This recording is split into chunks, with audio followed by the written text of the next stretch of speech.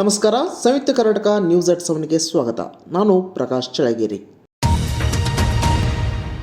ಇತ್ತೀಚೆಗೆ ಆತ್ಮಹತ್ಯೆ ಮಾಡಿಕೊಂಡ ಮಹರ್ಷಿ ವಾಲ್ಮೀಕಿ ಪರಿಶಿಷ್ಟ ಪಂಗಡಗಳ ಅಭಿವೃದ್ಧಿ ನಿಗಮದ ಅಧೀಕ್ಷಕ ಚಂದ್ರಶೇಖರ್ ಅವರ ನಿವಾಸಕ್ಕೆ BY ವಿಜೇಂದ್ರ ಇಂದು ಭೇಟಿ ನೀಡಿ ಕುಟುಂಬಸ್ಥರಿಗೆ ಸಾಂತ್ವನ ಹೇಳಿದರು.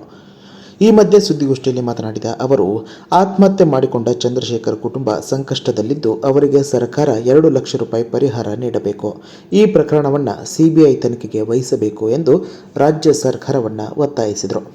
ತನಿಖೆ ಆಗಬೇಕು ಅಂತ ಹೇಳಿದ್ರೆ ರಾಜ್ಯ ಸರ್ಕಾರ SITಯಿಂದ ಮಾಡೋದಕ್ಕೆ CIDಯಿಂದ ಮಾಡೋದಕ್ಕೆ ಸಾಧ್ಯ ಇಲ್ಲ. ಹಾಗಾಗಿ ಭಾರತೀಯ ಜನತಾ ಪಾರ್ಟಿ ನಾವು ಒತ್ತಾಯ ಮಾಡ್ತಾ ಇದ್ದೇವೆ. ಈ ಒಂದು ತನಿಖೆಯನ್ನು CBIಗೆ, ಸೆಂಟ್ರಲ್ ಬ್ಯೂರೋ ಆಫ್ ಇನ್ವೆಸ್ಟಿಗೇಷನ್ CBIಗೆ ಕೊಡಲೇಬೇಕು ಅಂತಕ್ಕಂಥ ಆಗ್ರಹವನ್ನು ನಾವು ಮಾಡ್ತಾ ಇದ್ದೇವೆ. ತೆಗೆದುಕೊಳ್ಬೇಕು, ತತ್ಕ್ಷಣ ಸಮಯ ವ್ಯರ್ಥ ಮಾಡ್ದೇನೆ. ಯಾಕೆಂದರೆ ನಾವು CID ಅಧಿಕಾರಿಗಳು ನೋಡ್ತಾ ಇದ್ದೇವೆ, 4 ದಿನಗಳಿಂದ ಇಲ್ಲೇ ಬಿಟ್ಟಿದ್ದಾರೆ. ಅಲ್ಲಿ ಪೆನ್ ಡ್ರೈವನ್ನು ತೆಗೆದುಕೊಂಡು ಹೋಗಿದ್ದಾರೆ, ಲ್ಯಾಪ್ಟಾಪನ್ನು ತೆಗೆದುಕೊಂಡು ಹೋಗಿದ್ದಾರೆ. ಇದು ಯಾವ ರೀತಿ ದುರುಪಯೋಗ ಆಗ್ತದೆ ನಮಗಂತೂ ಗೊತ್ತಾಗೋದಿಲ್ಲ. ನಿಜವಾಗ್ಲೂ ಕೂಡ ನೀವು ಪ್ರಾಮಾಣಿಕರಿದ್ದರೆ ಇದನ್ನು ತತ್ಕ್ಷಣ CBI ತನಿಖೆಗೆ ನೀಡಬೇಕು ಅಂತೇಳಿ ನಾನು ಆಗ್ರಹವನ್ನು ಕೂಡ ಮಾಡ್ತಾ ಇದ್ದೇನೆ. ಬಂಡವಾಳ ಹೂಡಿಕೆ ಚೆನ್ನೈಗೆ ಹೋಗಿದೆ. ಬಂಡವಾಳ ತರುವಲ್ಲಿ ರಾಜ್ಯ ಸರ್ಕಾರ ವಿಫಲವಾಗಿದೆ ಎಂಬ ರಾಜ್ಯ BJP ನಾಯಕರ ಆಪಾದನೆಯಲ್ಲಿ ಹುರುಳಿಲ್ಲ ಎಂದು ಭಾರಿ ಮತ್ತು ಮಧ್ಯಮ ಕೈಗಾರಿಕಾ ಸಚಿವ MB ಪಾಟೀಲ್ ಹೇಳಿದ್ದಾರೆ. ಸುದ್ದಿಗಾರರೊಂದಿಗೆ ಮಾತನಾಡಿರುವ ಅವರು, BJPಯ 4 ವರ್ಷಗಳ ಅವಧಿಯಲ್ಲಿ ಕೃಷಿ, ತೋಟಗಾರಿಕೆ, ಕೈಗಾರಿಕೆ, ವಸತಿ ಸೇರಿದಂತೆ ಯಾವುದೇ ಇಲಾಖೆ ಸಮರ್ಪಕವಾಗಿ ಕೆಲಸ ನಿರ್ವಹಿಸಿಲ್ಲ. ನಮ್ಮ 1 ವರ್ಷದ ಅವಧಿಯ ಒಂದು ಉದಾಹರಣೆ ಕೊಡುವುದಾದರೆ, ಫಾಕ್ಸ್ಕಾನ್ 25,000 ಕೋಟಿ ರೂಪಾಯಿಗಳ ಕಾಮಗಾರಿ ಆರಂಭಿಸಿದೆ. ನಮ್ಮ 1 ವರ್ಷ ಹಾಗೂ BJPಯವರ 4 ವರ್ಷಗಳಲ್ಲಾದ ಎಲ್ಲ ವಿವರಗಳನ್ನು ಶೀಘ್ರದಲ್ಲೇ ಬಹಿರಂಗಪಡಿಸುತ್ತೇನೆ ಎಂದರು. ಉದಾಹರಣೆ ಒಂದೇ ಕೊಡ್ತೀನಿ. ಫಾಕ್ಸ್ಕಾನ್ ಈಗ ಕೆಲಸ ಸ್ಟಾರ್ಟ್ ಆಗಿದೆ, 25,000 ಕೋಟಿ. ನಾನು ಅದನ್ನು ಕೇಳಿದ್ದೀನಿ. ಮೊನ್ನೆ ನಿರ್ಮಲಾ ಸೀತಾರಾಮನ್ ಎಲ್ಲೋದೊಂದು ಟೈಮ್ಸ್ನವ್ರನ್ನು ಮಾತಾಡಿದ್ದಾರೆ. ಅದಕ್ಕೆ ಈಗ ನಾನು ಅದನ್ನು ಡಿಟೇಲ್ಡ್ ಆಗಿ ಎಲ್ಲನೂ ರಿಲೀಸ್ ಮಾಡ್ತೀನಿ.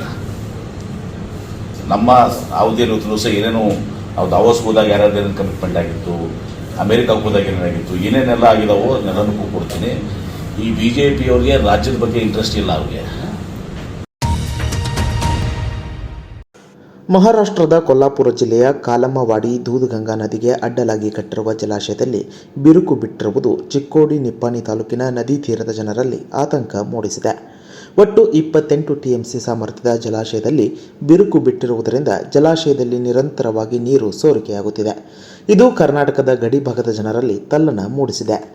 ಮಳೆಗಾಲದಲ್ಲಿ ಡ್ಯಾಂನಲ್ಲಿ ನೀರು ಭರ್ತಿ ಮಾಡಿದ್ದಲ್ಲಿ ಡ್ಯಾಂ ಕುಸಿದರೆ ನದಿ ತೀರದ ಜನರ ಪಾಡೇನು ಎಂದು ಅಲ್ಲಿನ ಜನರು ಪ್ರಶ್ನೆ ಮಾಡುತ್ತಿದ್ದಾರೆ. ಪ್ರಧಾನಮಂತ್ರಿ ನರೇಂದ್ರ ಮೋದಿ ಅವರು ಇಂದಿನಿಂದ ಜೂನ್ 1ರವರೆಗೆ ತಮಿಳುನಾಡಿನ ಕನ್ಯಾಕುಮಾರಿಯಲ್ಲಿ ಸ್ವಾಮಿ ವಿವೇಕಾನಂದರು ಧ್ಯಾನ ಮಾಡಿದ ಧ್ಯಾನ ಮಂಟಪದಲ್ಲಿ ಧ್ಯಾನ ಮಾಡಲು ಯೋಜಿಸಿದ್ದಾರೆ. ಪ್ರಧಾನಿ ಮೋದಿ ಅವರ ಧ್ಯಾನದ ವೇಳೆ ಕಟ್ಟುನಿಟ್ಟಿನ ನಿಗಾ ವಹಿಸಲು ಸುಮಾರು 2,000 ಪೊಲೀಸರು ಮತ್ತು ಭದ್ರತಾ ಏಜೆನ್ಸಿಗಳನ್ನು ನಿಯೋಜಿಸಲಾಗಿದೆ. ಬಸ್ಸಿನಲ್ಲೇ ಮಗುವಿಗೆ ಜನ್ಮ ನೀಡಿರುವ ಘಟನೆ ಕೇರಳದ ತ್ರಿಶೂರ್ನಲ್ಲಿ ನಡೆದಿದೆ.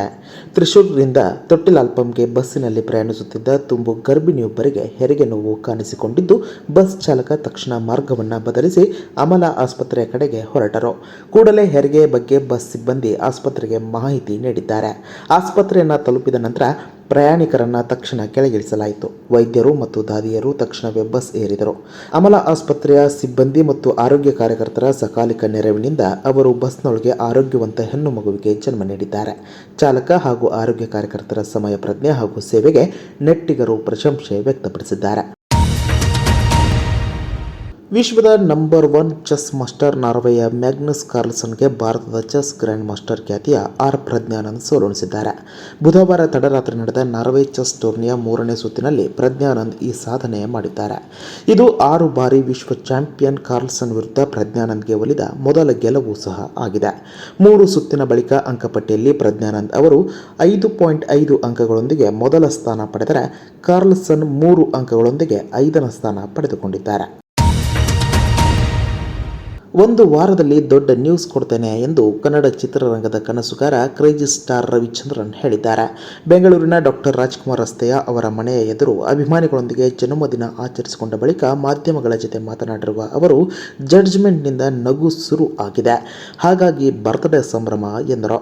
ಬಹು ನಿರೀಕ್ಷಿತ ಪ್ರೇಮಲೋಕ 2 ಏಕೆ ಇಂದು ಅನೌನ್ಸ್ ಮಾಡುತ್ತಿಲ್ಲ ಎಂಬ ಪ್ರಶ್ನೆಗೆ ಉತ್ತರಿಸಿರುವ ಅವರು, ಎಲ್ಲ ಜಂಬಲ್ ಆಗುವುದು ಬೇಡ ಎಂದು ಅನೌನ್ಸ್ ಮಾಡಿಲ್ಲ. ಪ್ರೇಮಲೋಕ ಸೀಕ್ವೆಲ್ಗೆ ಟ್ರೇಲರ್ ರೆಡಿ ಇದೆ, ಗಜಿಬಿಜಿ ಆಗೋದು ಬೇಡ ಅಂತ ಇಂದು ಲಾಂಚ್ ಮಾಡಲಿಲ್ಲ. ಇನ್ನೊಂದು ವಾರದಲ್ಲಿ ದೊಡ್ಡ ನ್ಯೂಸ್ ಕೊಡ್ತೇನೆ ಎಂದರು. ಬರ್ತ್ಡೇ ಮಾಡ್ಕೊಳ್ಳೋದೇ ಇವ್ರಿಗೋಸ್ಕರ, ನಾನು ಹುಟ್ಟಿರೋದೇ ನಿಮಗೋಸ್ಕರ, ಇವ್ರಿಗೋಸ್ಕರ ಮಾಡ್ಕೋತೀನಿ ಅಷ್ಟೇ. ನಾನು ಬಹುಶಃ ಈ ನಗು ಶುರು ಆಗಿದೆ, ಒಂದು ಜಡ್ಜ್ಮೆಂಟ್ ಬಂದು ನಗು ಶುರು ಆಗಿದೆ, ಚಿಕ್ಕದಾಗ ಒಂದು ನಗು ಶುರು ಆಗಿದೆ.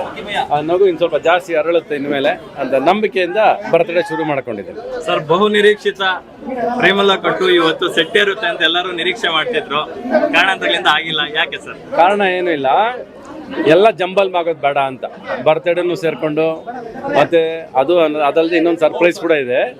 ಇನ್ನೊಂದು 10 ಡೇಸಲ್ಲಿ ಅದೆಲ್ಲ ಬರುತ್ತೆ.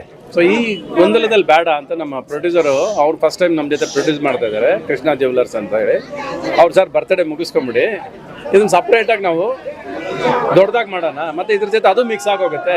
ಸೊ ನಾಳೆ ಬೆಳಗ್ಗೆ ಪ್ರಚಾರ ಆದಾಗ ಏನಾಗುತ್ತೆ, ಬರ್ತ್ಡೇ ಅದು ಇದು ಎಲ್ಲ ಒಟ್ಟೆ ಕನ್ಫ್ಯೂಸ್ ಆಗುತ್ತೆ ಮಾರ್ಕೆಟಲ್ಲಿ. ನೀವು ಆರಾಮಾಗಿ ಮುಗಿಸ್ಕೊಳ್ಳಿ, ಅದನ್ನ ಆಮೇಲೆ ಸೆಲೆಬ್ರೇಟ್ ಮಾಡೋಣ ಅಂದರು. ಅದಕ್ಕೆ ಅದನ್ನ ವಿತ್ಹೆಲ್ಡ್ ಮಾಡಿದ್ದೀನಿ. ಇನ್ನಷ್ಟು ಬರವಣಿಗೆಗಳು, ವಿಶೇಷ ಲೇಖನಗಳು ನಿಮಗಾಗಿ ಕಾಯ್ತಾ ಇರ್ತವೆ, ಓದ್ತಿರಲ್ವಾ?